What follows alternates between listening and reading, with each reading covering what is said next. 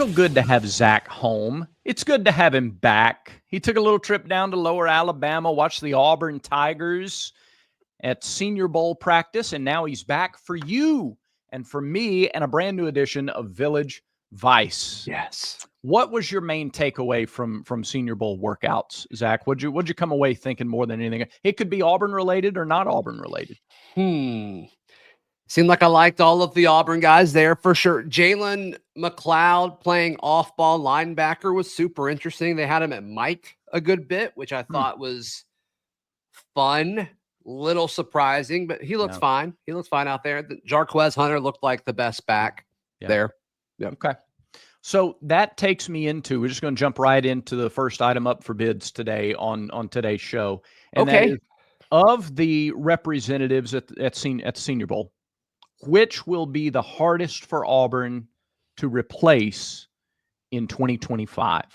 Who's the hardest to replace? And I think the knee-jerk reaction is Jarquez, who's running back number one. Is that, can they have the same effect? But I don't think either of us is taking Jarquez in this discussion. I think the average Auburn fan would say Jarquez, and I think he's the best of the three. And of course, the third one that we haven't mentioned is Eugene Asante. I think Eugene Asante is my answer. And I don't think it has anything to do with ability. I think it's like reps and experience and overall presence at their respective positions. I think Auburn's fine at running back. I don't think they're as good at running back as they were a year ago, but I don't think it's as big of a deal for a few reasons. One, depth. I think there's going to be more of a rotation there. I also think in this offense, I don't think it's as important as it has been. I think they're going to throw it more. Which I don't like, right? Like, I just philosophically, I like a running game, but with the RPO, they're going to load the box. They're going to make Jackson Arnold beat him with their arm. McLeod, I really like Kieran Crawford, who's going to take his role. And then I like the guys that they brought in behind him. I really like Chris Murray from Sam Houston State. I think they're going to be perfectly comfortable giving Amaris Williams more reps. Is that at edge? Is it at end? And they move Keldrick around, whatever. And then I asked Jalen about this down there in Mobile. You know, he was very quick to bring up Javonte Waller. How does Joe Phillips fit into this? Jared Smith is a true freshman. I think you've got answers there. Yeah. I don't think you have answers at linebacker yet. I mean, we can all be excited about DeMarcus Riddick, rightfully so. And Robert Woodyard, I think, is fine. I think it's certainly his turn. And in this age of college football, he's been a guy who I've kind of expected to transfer for the last 3 or 4 portal windows, except for this last one. And it's I'm glad he's still here. But, DJ Barber, we love the upside, but there are questions about it. And then I've got a lot of questions about Xavier Atkins, the LSU transfer. Most people are higher on him than I am. And so we'll certainly see. And the rest of the guys are freshmen. So I think this isn't what you asked, but I think the answer is similar. If I had to pick one of them to stay, it'd probably be Eugene. Yeah. Yeah, maybe. And I don't know how far off or how close that is to the actual question. It might be. I don't know. It's the fun of the discussion. Yeah. I just think that they're going to throw the ball more. So Jarquez is not, again, this is not to down any of these guys. They're all fantastic guys. They all got a shot at the next level, which is awesome. No question. And had incredible impact on Auburn when they were here. So that's not the discussion. Sure. This is not to say who's the least. It's just to talk about the 2025 team. And I just think that what you got from Jalen this past year, all right, to run the numbers again, 56 tackles, 8 sacks, 2 forced fumbles, a fumble recovery, and a pass deflection. I do like the depth at that position. We just haven't quite seen it yet. And the jump that you have to take from potential we haven't seen yet to similar productivity at that position, I think is further than the jump from the linebackers where potential but unknown yet to the production that you got from Eugene a season ago. And with Jarquez, you got amazing production. You got 5+ yards a carry. You got all that. I think as we both alluded to, you're going to see more passes. Receivers are already talking about the ball, getting to them different. from Jackson Arnold than what they're used to. So I think you're just going to see more passes to take over some of the carries that running backs got last year. Yeah, and just to kind of echo your sentiment, I mean, you talking about you like the depth. Is the top end at the edge position where it was a year ago? I mean, right now, no, until we're proved otherwise. Like, can Kieran take that next step? I'm predicting he will. Yeah. I just am. But some of that also, Brad, I don't think they have to be as good as they were a year ago because I'm expecting Keldrick to be phenomenal this year. And I think it'll be easier to succeed at edge at Auburn this year than it has been the last few years. Okay. I could see that. I don't think that's a great leap. We saw the way he improved from freshman to sophomore season. I don't think anybody thinks that's maxed out. If you have any similar scale improvement from sophomore to junior year, look out. And who takes that freshman to sophomore step elsewhere on the defensive line? Yeah. We assume Malik Blockton. Is it going to be as drastic or as noticeable just because of the nature of the position, interior D-line to, edge guy? He could take that step and it's not near as noticeable, but I think if you're an opposing offense and you look at Kieran or whoever's at edge, whether it's Chris Murray or Jamonte getting, rotating in, whatever, and you're worried about Malik Blockton and you're worried about Keldrick, or if you scooted Keldrick inside in a pass rushing situation, you've got Amaris. Yeah. That's just a lot to deal with. That's a lot to deal with. And there's no way in a situation last year where you're putting maybe extra attention to Jalen McLeod, whether it's a tight end hanging in for an extra second to block, or you're chipping them with a running back. Mm-hmm. I don't know if that's the exact first thing you're thinking of this year when you talk about, what they could potentially do up front defensively. Yeah, that's fair. I'll give you another candidate for freshman to sophomore leap, and that's DeMarcus Riddick. Yeah, because we saw a lot more of him the second half of the year, but he showed similar. When we talked about Keldrick's freshman year, we say he didn't play a ton, but man, he was explosive when he played and he was impactful when he played. And I kind of look at DeMarcus's freshman year the same way. He may not have played 45, 50 snaps a game. Yeah. But especially the second half of the year when he played, he was explosive. You could see the athletic ability. Yeah. Another freshman to sophomore step could be DJ Barber. And we just don't know what that freshman step was. But, I asked Eugene Asante, hey, who's the guy that's, filling the role that you're leaving behind? And the first name he said was DJ Barber. Yeah. So it says something. Take that for what it's worth. Yeah. When the guys who know him, when the guys who are in practice with him, watching him and they're mentoring him and so on and so forth, when they call him by name and they don't hesitate, pay attention. Yeah, I mean, I was kind of giving that a layup to cool, gas up DeMarcus for a second, just so we can kind of have something to react to. And it's oh, you gave us way more. You gave us way more. So he gave Robert Woodyard his props too. And I think Robert Woodyard's a solid linebacker. I don't think you want him to be your best SEC linebacker, but I think if he's your second or third, I think it's good enough. Yeah. I think it's good enough, but the upside behind him with Riddick and DJ Barber and then Xavier Atkins, the LSU transfer, the upside there is tremendous. We just need to see a little bit more of it. And I think we've seen enough of Riddick, but specifically with Barber and Atkins, just show us a little bit and I'll be on board. But I do think they need more linebackers. Yeah, I do too. I think that's something that you'll see likely after spring practice. Speaking of spring practice. Yes. Is spring practice going to look the same 10 years from now? Let's talk about it after Zach tells you more about our friends at Rowback, rowback.com for the best selection of polos, hoodies, and more. Yes. I wore Rowback plenty down in Mobile, and I should be wearing it now. I really should be. There's no reason to ever not wear Rowback. Go to rowback.com. Like Brad said, they've got the performance hoodies, the collared shirts, the quarter zips.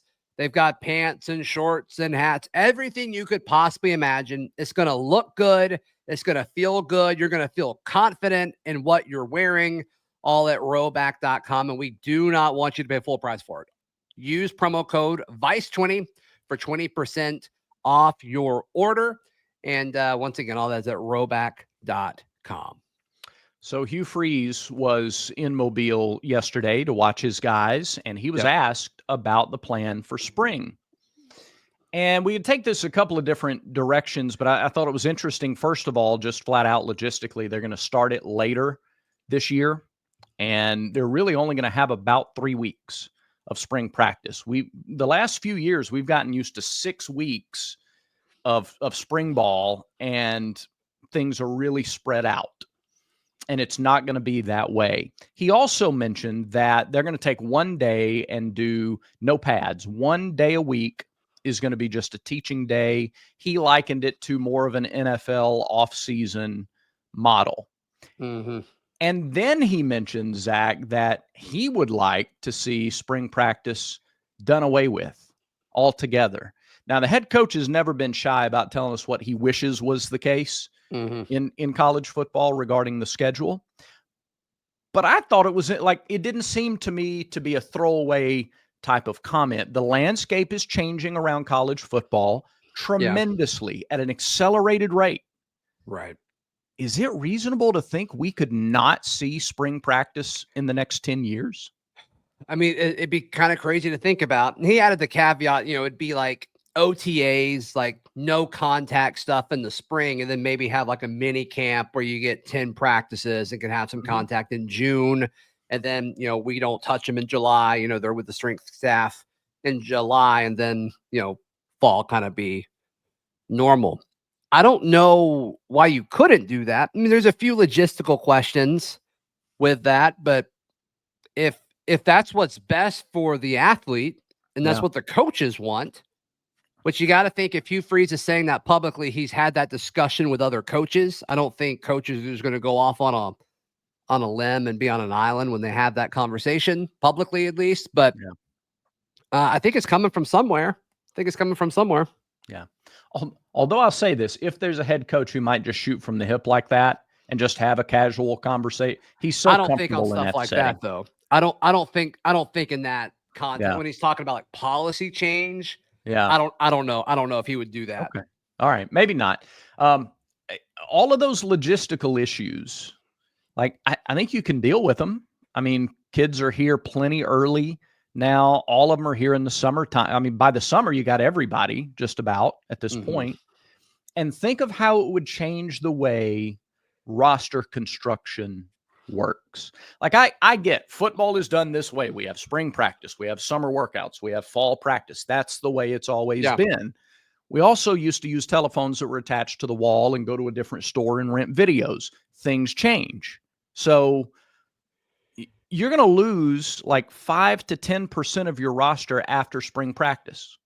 What good does it do to construct your team and your roster for the fall if you're going to lose 5 or 10% of them after those 15 practices? There's a ton of logic behind it when you think about it. Yeah, sure. And the way roster management eligibility has changed so much over the last few years, then begs the question, like, what do you do with the portal? Because like, is there even a need for a spring portal if you do that? Because you're not like worried about, this is where I think part of this is you don't have to play games during spring about like selling folks that they've got a chance to play the following season. You can just do walkthroughs and rotate everybody in evenly and, tell people what you want them to hear.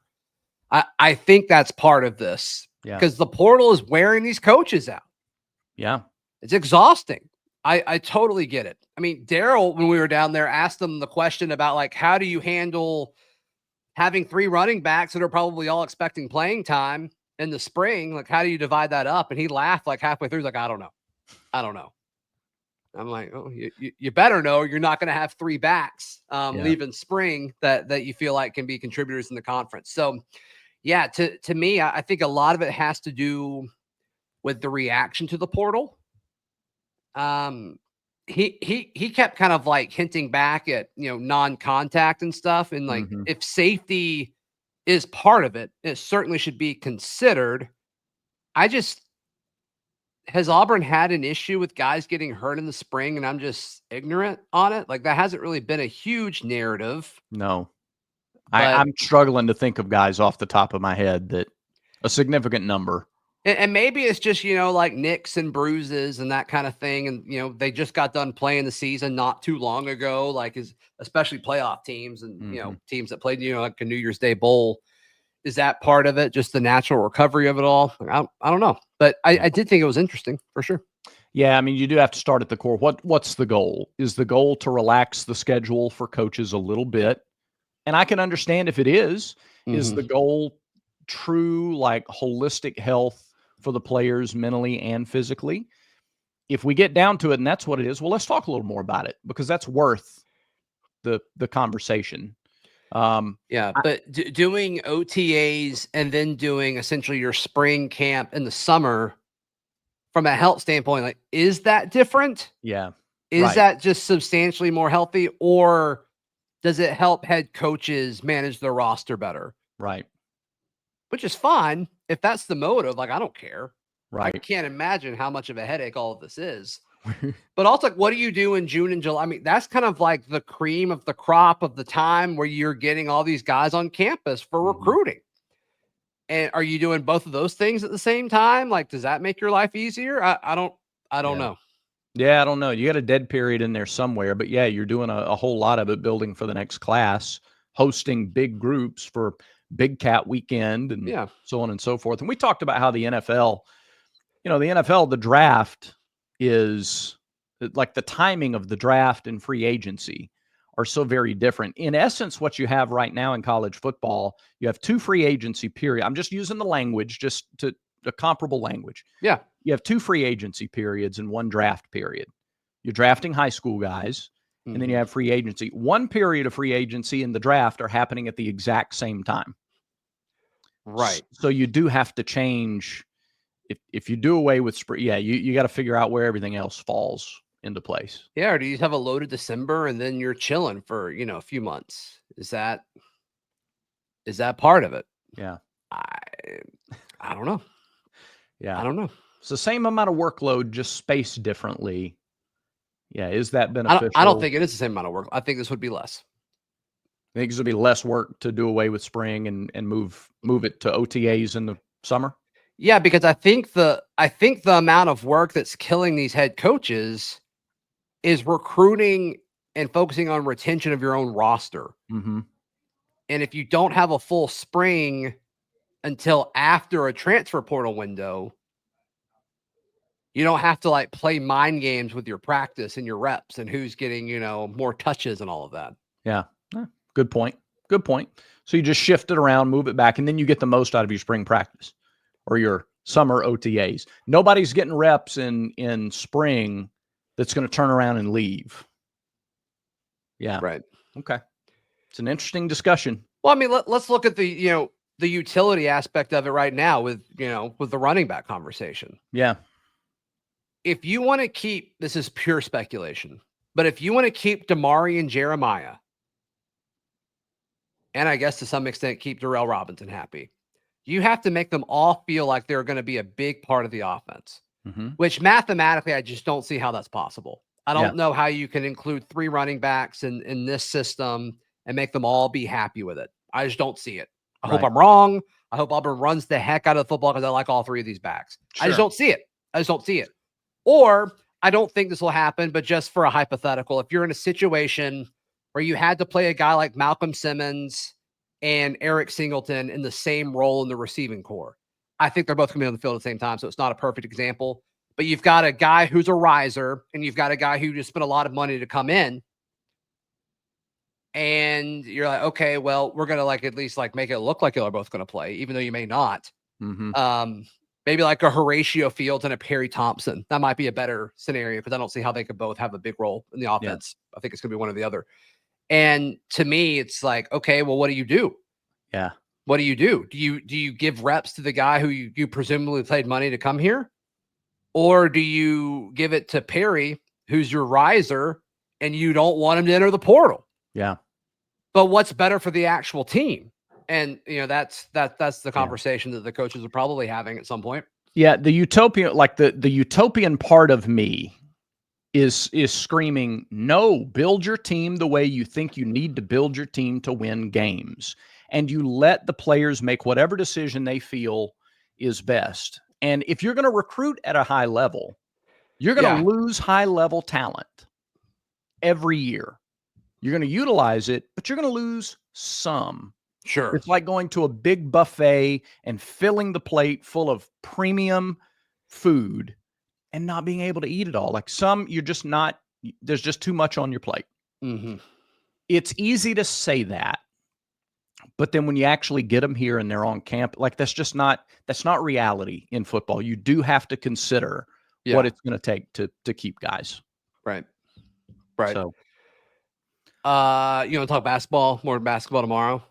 Yeah, we can do that. I was just going to do kind of a 20-game check-in. They're good. They're really good. It's like halfway through the season. God, we're only halfway through the season. Well, if you think about it, okay, you got 11 games left in conference. If you go to the SEC tournament championship, you got 3 games there. That's 14. With the double bye. With the double bye, yeah. You play Friday, Saturday, Sunday. Mm-hmm. And then you got to win 6 games in the NCAA tournament to win a national championship. That's 20. Oh, so ideally we are halfway through. 20 down, 20 to go. So a little 2020 vision on tomorrow's show. Yeah. Complete with, and here's a little teaser. Oh? Johni Broome foul shooting statistics. Everybody goes to the line more than Johni. There's not an elite player in college basketball that goes to the line less than Johni Broome. And I got stats to back it up. That's wild. Yep. Yeah, anytime he gets an offensive rebound, they're not calling it. They're just not calling it. I mean, that possession where they got like 6 or 7 offensive rebounds in the same possession against LSU, and it's like not one whistle. What? They're getting clubbed. They're getting clubbed. Is it just because they got 3 offensive rebounds? So, you can't get fouled. You can't get fouled. Is that a rule? Goodness gracious. Yeah. For the 2-point field goal attempts Johni has and the number of free throw attempts he gets per game relative to other players. I can't wait. Yeah. We'll do that tomorrow. I can't wait. So be sure to like the video and subscribe. Really helps the show out. Hey, also, tomorrow on The Barn, we're launching a new show that you're a part of. Mm-hmm. The Barn Baseball. We got the graphic right here. The Barn Baseball Show. It's you. Yep. It's Lindsey Crosby. Yep. And it's former Auburn great, Sonny D. Bump, bump, bump, bump, bump, bump, bump, bump, bump, bump, bump, bump. Yep. And Sonny is phenomenal. He's fired up about it. I'm excited for everybody to watch it. So we hope you'll make some time and check that out on Friday when we launch the Barn Baseball Show. It'll be kind of a season preview, and we'll be going, throughout this season. Pretty exciting group. Oh, I can't wait. Yeah. Can't wait to hear all 3 of y'all throughout the year. It's going to be a blast. It's going to be a blast. All right, Bradlaw, I think that does it for today's show. It does. Thanks, everybody, for watching. Remember, until next time, everyone has vices. Make sure Village Vice is one of yours.